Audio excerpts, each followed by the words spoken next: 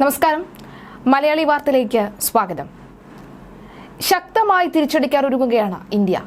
ജമ്മുവിൽ ഇന്ത്യൻ പോസ്റ്റിന് നേരെ പാകിസ്ഥാൻ സൈന്യത്തിന്റെ പ്രകോപനം.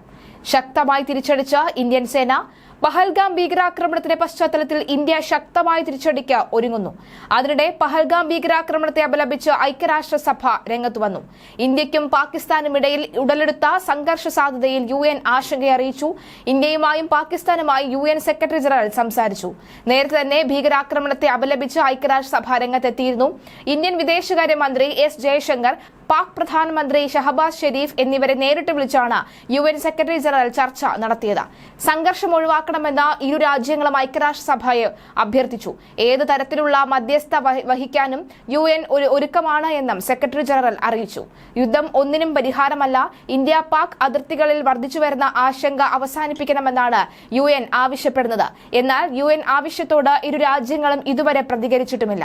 അതേസമയം 26 പേരെ കൂട്ടക്കൊല ചെയ്ത ഭീകരാക്രമണത്തിന് തിരിച്ചടിക്കാൻ സൈനികർക്ക് പൂർണ്ണ സ്വാതന്ത്ര്യമെന്ന് പ്രധാനമന്ത്രി നരേന്ദ്രമോദി വ്യക്തമാക്കിയിട്ടുണ്ട്. തിരിച്ചടിയുടെ രീതിയും സമയവും ലക്ഷ്യവും തീരുമാനിക്കാനാണ് സേനകൾക്ക് പൂർണ്ണ സ്വാതന്ത്ര്യം നൽകിയിരിക്കുന്നതും എന്നും അദ്ദേഹം അറിയിച്ചു. ജമ്മുവിലെ അഗ്നൂരിൽ ഇന്ത്യൻ പോസ്റ്റ് ലക്ഷ്യമിട്ട് പാകിസ്ഥാൻ സൈന്യത്തിന്റെ വെടിവെപ്പുണ്ടായിരുന്നു. പഹൽഗാം രാജ്യത്തെ അതിർത്തിയിലാണ് പ്രകോപനം. ഇന്ത്യൻ സൈന്യം ശക്തമായി തന്നെ തിരിച്ചടിച്ചിട്ടുണ്ട്.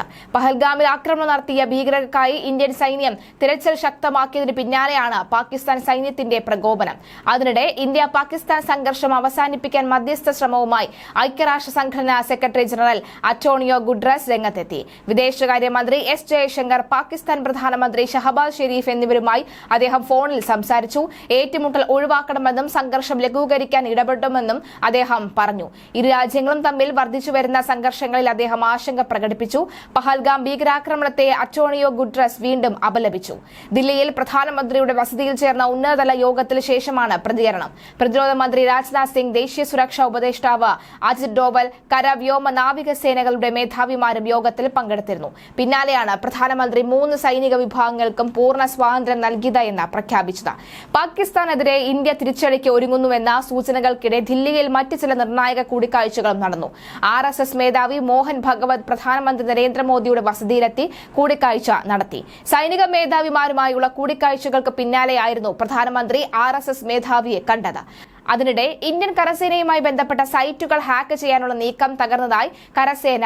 ശ്രീനഗർ, റാണിഖേദ എന്നിവിടങ്ങളിലെ ആർമി പബ്ലിക് സ്കൂൾ വെബ്സൈറ്റുകൾ ഹാക്ക് ചെയ്യാനുള്ള നീക്കങ്ങളാണ് തകർത്തത്. പാകിസ്ഥാനിൽ നിന്നുള്ള IOK ഹാക്കർ എന്ന സംഘടനയാണ് നീക്കം നടത്തിയത്. ഇന്ത്യൻ വ്യോമസേനയുമായി ബന്ധപ്പെട്ട സൈറ്റും ഹാക്ക് ചെയ്യാൻ ശ്രമം നടത്തി. 4 സൈറ്റുകളും തിരികെ പിടിച്ചതായി കരസേനാ വൃത്തങ്ങൾ അറിയിച്ചു. പഹൽഗാം ഭീകരാക്രമണത്തിന്റെ പശ്ചാത്തലത്തിലാണ് പാകിസ്ഥാനിൽ നിന്നുള്ള ഹാക്കർമാരുടെ ആക്രമണം. പഹൽഗാമിൽ ആക്രമണം നടത്തിയ ഭീകരർക്കായി ഇപ്പോഴും വ്യാപക തെരച്ചിൽ നടത്തുകയാണ്. ഭീകരരുടെ സംഘം അനന്ത്നാഗിലെ മലനിരകളിൽ ഉണ്ടെന്ന അനുമാനത്തിലാണ് സുരക്ഷാ സേന. മലയാളിയായ സഞ്ചാരി പകർത്തിയ ഭീകരതയുടേതെന്ന സംശയിക്കുന്ന ദൃശ്യങ്ങളും NIA ശേഖരിച്ചിട്ടുണ്ട്.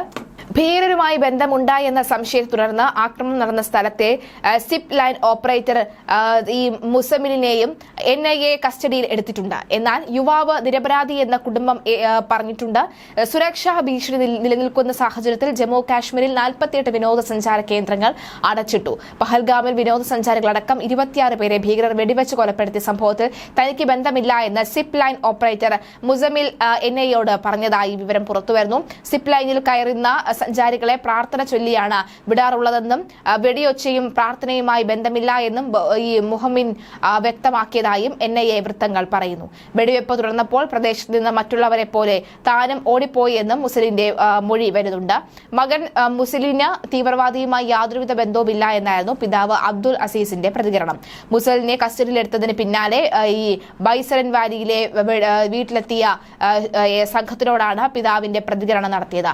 എല്ലാ ടൂറിസ്റ്റുകളും സിപ്പ് ലൈൻ കടത്തിവിടുമ്പോൾ അവർക്ക് ഏതൊരു അപകടവും വരരുതേ എന്ന് പ്രാർത്ഥിക്കുന്നത് പതിവാണ് എന്നും മകൻ ചെയ്തത് ഇത്രമാത്രമാണ് എന്നും മുസലിന്റെ പിതാവ് പറയുന്നു. 6 ദിവസത്തിന് ശേഷവും അതിർത്തിയിൽ നിന്ന് കസ്റ്റഡിയെടുത്ത BSF ജവാൻ വിട്ടയക്കാതെ പാകിസ്ഥാൻ. ജവാൻ കസ്റ്റഡിയിൽ എന്ന ഔദ്യോഗിക കുറിപ്പ് ഇതുവരെ പാകിസ്ഥാൻ ഇന്ത്യക്ക് കൈമാറിയിട്ടില്ല. അതേസമയം പിടിയിലായ BSF ജവാനെ പാകിന്റെ അതിർത്തിയിൽ മേഖലയിൽ നിന്ന് മാറ്റി. കർഷകരെ സഹായിക്കാൻ പോയ UPയിലെ ജവാനെയാണ് പാകിസ്ഥാൻ കസ്റ്റഡിയിലെടുത്തത്. ഇന്ത്യക്കും പാകിസ്ഥാനും ഇടയിലുള്ള 2 രാജ്യങ്ങളുടെയും അല്ലാത്ത സ്ഥലത്ത് സ്ഥലത്ത് കൃഷിക്ക് ഇരു രാജ്യങ്ങളുടെയും കർഷകർക്ക് അനുവാദം നൽകാറുണ്ട്. കർഷകരെ സഹായിക്കാൻ പോയ PK സിംഗ് എന്ന BSF ജവാനെയാണ് പാക് റേഞ്ചർമാർ കസ്റ്റഡിയിലെടുത്തത്. കർഷകർ കൃഷി ചെയ്യുകയായിരുന്ന സ്ഥലത്ത് നിന്ന് കുറച്ചുകൂടി മുന്നോട്ട് പോയി തണലത്ത് വിശ്രമിക്കുമ്പോഴാണ് ജവാനെ പാക് റേഞ്ചർമാർ തടഞ്ഞുവെച്ചത്. പാകിസ്ഥാന്റെ ഭാഗത്തെ അതിർത്തിയിൽ മുള്ളുവേലി ഇല്ലാത്തതുകൊണ്ടാണ് ജവാൻ അബദ്ധത്തിൽ ഇത് കടന്ന് എന്നാണ് സർക്കാർ പറയുന്നത്. കസ്റ്റഡിയിലെടുത്ത ജവാൻ ചിത്രങ്ങളടക്കം പുറത്തുവിട്ട പാകിസ്ഥാൻ ഇത് ആഘോഷിച്ച ഇന്ത്യയുടെ കടുത്ത അതൃപ്തിക്ക് ഇടയാക്കിയിട്ടുണ്ട്. ഫ്ളാഗ് മീറ്റിംഗിൽ നടത്തിയ ജവാനെ മോചിപ്പിക്കാനുള്ള ശ്രമം തുടരുകയാണ് ഇന്ത്യ. 4 തവണ ഫ്ളാഗ് മീറ്റിംഗ് നടത്തിയിട്ടും പശ്ചിമ ബംഗാളിലെ ഹൂഗൽ സ്വദേശി പൂർണ്ണം കുമാർ ഷായെ വിട്ടയക്കാൻ പാകിസ്ഥാൻ തയ്യാറായിട്ടില്ല. അബദ്ധത്തിൽ അതിർത്തി കടന്ന BSF ജവാനെ ഇന്ത്യയുടെ തിരിച്ചടി ഒഴിവാക്കാനുള്ള കവചമായി പാകിസ്ഥാൻ ഉപയോഗിക്കുന്നു എന്നാണ് സർക്കാരിന്റെ വിലയിരുത്തൽ.